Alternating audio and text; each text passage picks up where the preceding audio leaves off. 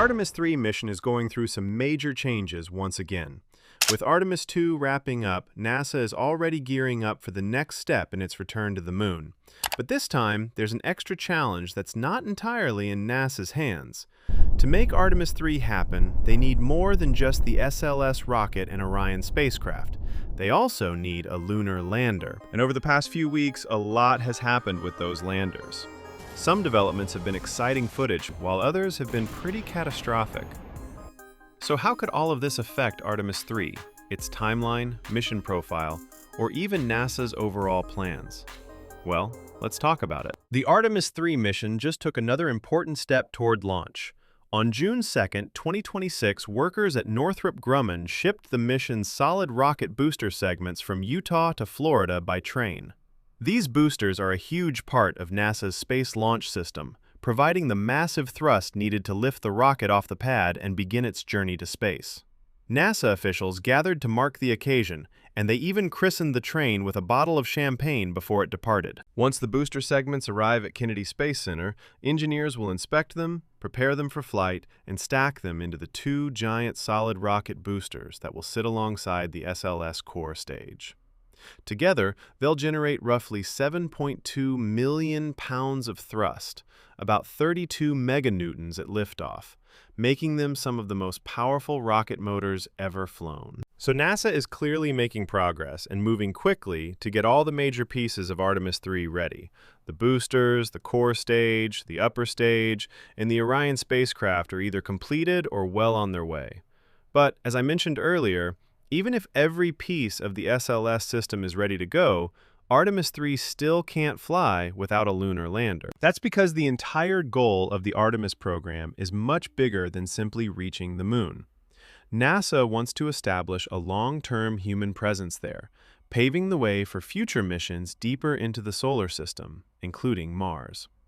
To make that happen, the agency selected both SpaceX and Blue Origin to develop lunar landers capable of carrying astronauts from lunar orbit down to the surface and back again. Artemis III is intended to be a key step toward that future. While the mission is not returning astronauts to the Moon anymore, it's an opportunity to test how NASA's Orion spacecraft works alongside commercially developed lunar landers. Those demonstrations are essential before lunar missions can become routine. NASA plans to use one or both of these landers as part of its early Artemis missions, depending on which vehicle is ready in time. The current target is 2027, although that schedule will ultimately depend on how development and testing progress over the next year. And that's where things get interesting. Right now, Blue Origin's contribution, the Blue Moon lander, faces a different problem. Even if the spacecraft itself is ready, it currently doesn't have a way to get it to space. You probably already know why.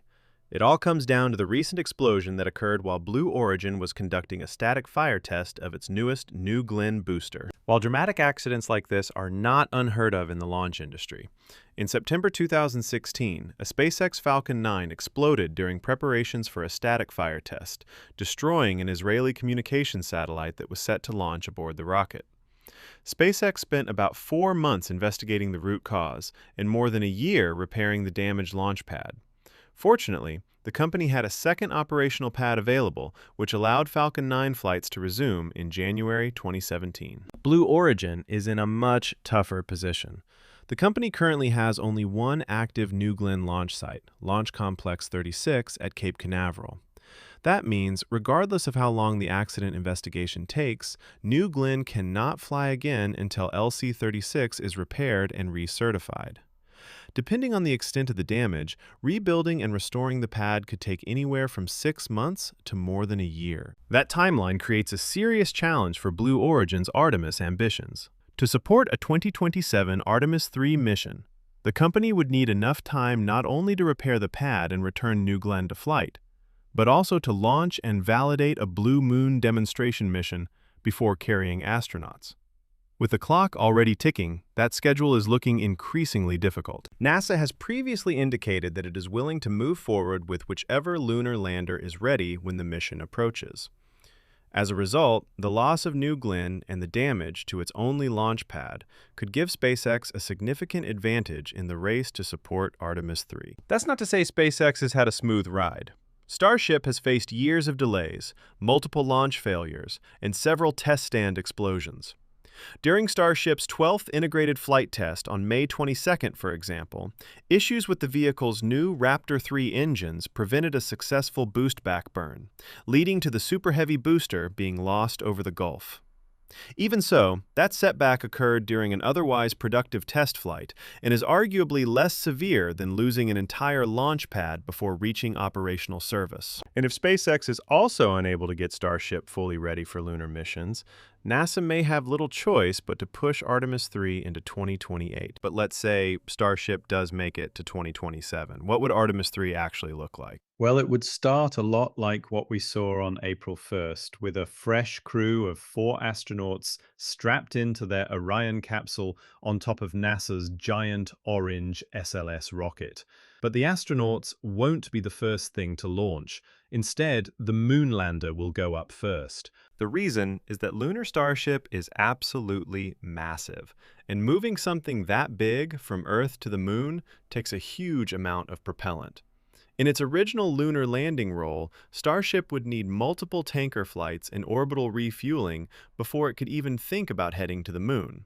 Otherwise, it wouldn't have enough fuel to land and then get the astronauts back off the lunar surface. So for an actual mission to the moon, the lunar lander would launch first and enter Earth orbit, where it would begin its refueling campaign. But as NASA is currently treating Artemis III as a crewed, low Earth orbit demonstration mission, in other words, instead of flying all the way to the moon, Orion and the human landing system would meet up in Earth orbit and test how they work together with astronauts on board. Since the mission isn't going to lunar orbit or attempting a landing, the lander won't need nearly as much fuel. As a result, the vehicle can fly a much simpler mission profile. NASA adopted this approach partly to reduce risk, and partly because some key technologies are still being worked on. It allows the agency to test docking procedures, crew transfers, communications, and other important systems, while giving both SpaceX and Blue Origin more time to mature their landers. Most importantly, it buys extra time to prove orbital refueling, which remains one of the biggest milestones standing between these vehicles and actual lunar missions. Okay, now it's time for SLS to launch. For the most part, this will look very similar to Artemis II. Orion and its crew will ride into space atop NASA's giant Space Launch System rocket. But there is one major difference. Instead of flying with the Interim Cryogenic Propulsion Stage, or ICPS, NASA will use a simple spacer mounted between Orion and the rocket. This spacer has no engines, no fuel tanks, and no propulsion capability whatsoever. Its job is simply to match the size, shape, and connection points of the real upper stage, so that the overall vehicle configuration remains unchanged. Normally, the ICPS plays a critical role in the mission. After the core stage and solid rocket boosters finish their work, the ICPS performs the powerful burn that sends Orion on its journey to the moon. But again, Artemis III is no longer heading to the moon. Since there is no translunar injection burn in the current mission plan, NASA doesn't actually need an upper stage. The spacer basically fills the gap between the rocket and Orion, while allowing engineers to keep the vehicle's overall design and aerodynamics largely the same. This decision also helps NASA solve another problem. The agency only has one flight-ready ICPS remaining. Production of the stage ended years ago, and NASA wants to preserve that final unit for Artemis IV, which is currently expected to be the first crewed lunar landing mission under the revised Artemis architecture. So, rather than using up its last ICPS on a mission that never leaves Earth orbit, NASA decided to replace it with a much simpler and cheaper spacer. Once Orion reaches orbit, things will work a little differently than previous Artemis missions. Without the ICPS, there won't be an upper stage available to perform any additional orbital maneuvers. Instead, Orion will rely on the engines of its European-built service module to raise and maintain its orbit. The spacecraft is expected to operate at an altitude of roughly 463 kilometers above Earth, about 288 miles up. That's significantly higher than the International Space Station, which typically orbits at around 400 kilometers, giving Orion plenty of room to carry out its rendezvous and docking demonstrations with the lunar lander. Once Orion reaches orbit and settles into its mission, the crew will actually spend more time aboard the spacecraft than the Artemis II astronauts did. This extended stay will give NASA another opportunity to evaluate Orion's life support systems and overall performance during a long-duration mission. But perhaps the biggest milestone is that Artemis III will be the first mission to demonstrate Orion's docking system with a lunar lander. That's a capability NASA will need for every future lunar mission, so proving that it works in space is a major objective. The mission will also help NASA refine how astronauts rendezvous with landers, how crews might live and work inside those vehicles, and how future moon missions will be operated. Even though nobody is landing on the lunar surface, this time Artemis III is still laying much of the groundwork for the missions that eventually will. NASA also plans to test an upgraded Orion heat shield during re-entry. The goal is to gather data that could support more flexible and robust return profiles on future missions, especially as crews begin venturing farther from Earth. Exactly how the mission will play out is still being worked out, with NASA continuing to refine the concept of operations based on the capabilities of both Blue Origin and SpaceX. However, one thing that seems very likely is that the astronauts will get a chance to enter at least one lunar lander test article while in orbit. And if that vehicle happens to be Starship, it should be quite a sight. Unlike Orion, which is relatively compact, Lunar Starship's docking port is located in the nose of the vehicle. After passing through the docking tunnel, the crew would emerge into an enormous open interior.